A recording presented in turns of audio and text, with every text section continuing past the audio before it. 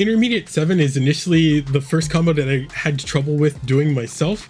And in this case, this is where input shortcuts come in handy. I was actually doing the input shortcut for Kimberly's spinning pile driver in Intermediate 6, if you didn't notice. So the normal way to do this like pile driver input is to jump and do quarter circle forward, and then Kimberly will grab an opponent in the air and then do the spinning pile driver. And so to do that after like trying to do other moves is a little bit tough. So here we're going to do her one projectile. So if we drop this down, it's going to knock Ryu into the air. You can see Ryu's not in the air all that long, so we're not necessarily going to have time to jump and then do this input. So if we try to do that again,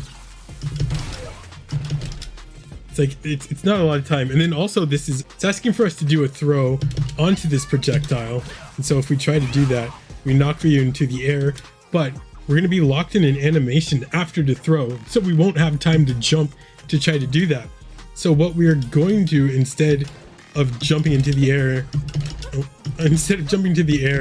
and doing quarter circle forward to try to do that input, from the ground we can do this same input. And so we just do quarter circle forward and then also add an upward input and then do our overdrive here, or you can just do a punch, any punch.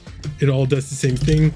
This lands us in the same state as if we were to jump and do quarter circle forward. So it actually ends up being a lot easier, and you can do this from the ground. And so as soon as we bounce someone off the ground, if we just do quarter circle forward plus up forward and then grab, we can go straight into the spinning pile driver. And so what that ends up looking like